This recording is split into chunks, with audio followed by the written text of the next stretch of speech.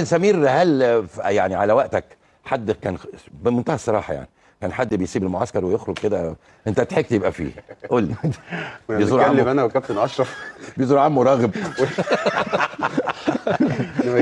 شفت يا عم احمد فتوح؟ شفت انت مش مقدر النعمه اللي ربنا مديها لك قد ايه، لدرجه انك بقيت مسخ، بقيت اضحوكه نكته الناس عاملاها في البرامج الرياضيه عشان يتريقوا على سيادتك، عشان انت ما قدرتش النعمه اللي ربنا انعم عليك وعلى اهلك بيها. ما هو اهلك لو برضو عليهم جزء كبير من الغلط، لان الناس دي لو بتقوم سلوكك وبيقولوا لك ده المفروض ما يتعملش، وتقدر النعمه اللي في ايدك بعد مشكله ربنا يعني نجاك منها، ويبقى ده اسلوبك ودي طريقتك في التعامل مع نعمه ربنا. شفت بقيت اضحوكه وبقيت مسخره للقنوات وللبرامج. اصل الكوميكسات ما جننتنا بصراحه. الدنيا بايظه من امبارح. نتكلم انا وكابتن اشرف وشريف في جوه فبقول له انا عندي بلاوي مش هينفع اقول على الكابتن بيضحك على الهواء. لا قول. شريف ضحك، قلت له ما انت كنت اول واحد بتسهر. طبعا الكابتن ما حدش يعرف عنك حاجه، ما انت بطلت خلاص يا شريف. خلاص انت بطلت يا شريف. لا الحمد لله. لا يا كابتن هو لا يعني مين كان بيسيب المعسكر ويخلع؟ لا كتير يعني كتير. يعني المعسكر صعب. صعب جدا في المعسكر الاهلي وفي المنتخب الفتره دي. لكن اللي احنا بنشوفه دلوقتي ده صعب جدا. ان فتوح يسيب المعسكر ويروح يزور عمه وبعدين يلاقيه غير راغب علامه تاني مره يعملها. لا راغب علامه فمش عارف ده طلع قريبه. هي دي المشكله. هو راغب بكله، فاحنا ما بنحبش يعني نتكلم. شكله محبوب بزياده. فهي القصه. انا عايز احكي لكم حكايه كده سريعه. لما كنت في الشرطه يعني، فكان في رقيب اول يعني ب3 شرايط ونجمه كده ومش عارف ايه. فكنت انا في مركز التدريب الرياضي ماسك الرياضه في مديريه امن القاهره وبنعمل دوريات الشرطه والكلام ده كله. ففي رقيب كان اسمه عبد اللطيف، كان يخش، كنت انا المدير يعني بتاع قائد المركز يعني، ويعيط بالدموع. حماتي ماتت. ماشي خد يا عم يومين. بعدها ب3 4 اسابيع مش عارف ايه. فجه في مره نسي ان هو كان موت حماته قبل كده، وانا بكتب عندي حمات عبد اللطيف. هو نفسه بس ما بيتحققش. قال لي حماتي. قلت له يا ابني عملت كل شويه ماتت من شهرين وعايز يموت. فهو ياسر احمد برضه بينسى. لا يا كابتن هي والله يا كابتن فتوح هم ما عليهم اي عيب ولا غلط، انت اديتهم الماده الدسمه اللي يشتغلوا بيها.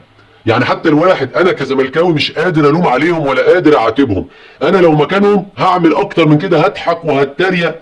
لان حضرتك لما تقول انا رايح ازور عمي او هاخد اجازه عشان عمي تعبان، ونكتشف ان حضرتك بتحضر حفله وبتهق وتمق ورقص وتنطيط وتستخبى من الكاميرا ولابس لبس غريب وسايب النعمه اللي ادالك ربنا بترفضها برجلك عشان خاطر الهق والمق والمسخره.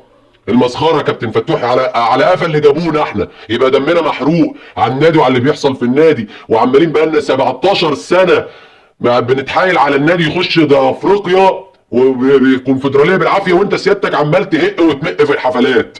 الموضوع طبعا راجل محترف احمد او غيره، ما ينفعش اسيب معسكر واروح حفله واكذب واقول ان عمي او خالي او خالتي. ما ينفعش خالص. ما ينفعش خالص، سواء على المنتخب نادي، حتى لو بتلعب مع اصحابك يعني مش هينفع خالص ان انت لو المره اللي قبلها قال لك انا رايح اتعشى انا والزناري باين وصبحي حاجه زي كده، قال لك رايح اتعشى. ويتعشوا ليه بره المعسكر؟ ويتعشوا ليه بره المعسكر؟ يعني انت دلوقتي المعسكر ده يعني ايه؟ التزام زيك زي كل اللعيبه، مفيش حاجه اسمها يعني انت جوعت عايز كل في جوه المعسكر وانت في المعسكر. طبعا. لكن موضوع وبعدين اللعيبه برده الثانيه ما خرجت برده، ما اللعيبه الثانيه خرجت.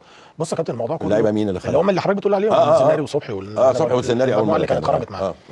الكلام اللي بيتقال دلوقتي ان هو عشان عمه وتعبان ولازم ابقى جنبه في المستشفى، حتى نفسه يعني موضوع يعني انت بتكذب ليه؟ مش حلوه خالص. وبعدين انت طلعت من مشكله كبيره جدا والناس كلها وقفت جنبك وساندتك، جمهور نادي الزمالك وقف معاك يعني فترات طويله جدا. وفي نفس الوقت لو نتكلم فنيا كمان انت يعني برضو ما اديتش الموسم اللي فات، والناس عذرتك عشان انت كنت تحت ضغط معين بالظروف اللي انت كنت فيها، وانت قلت انت اللي غلطان والناس كلها عارفه ان انت غلطان، لكن وقفت جنبك وتاملت ان انت هتبقى كويس. بالظبط كده. ما تضيعش بين ايدك بقى النعمه اللي ربنا مديها لك دي. يعني اللي انا عايز اقوله لك بقى يا كابتن فتوح بعد ما سمعت التريقه عليك يعني بودانك، اكيد يا رب الفيديو ده يوصل لك، يا رب الفيديو بتاع الناس اللي بتضحك وبتتريق عليك دي يوصل لك يا رب.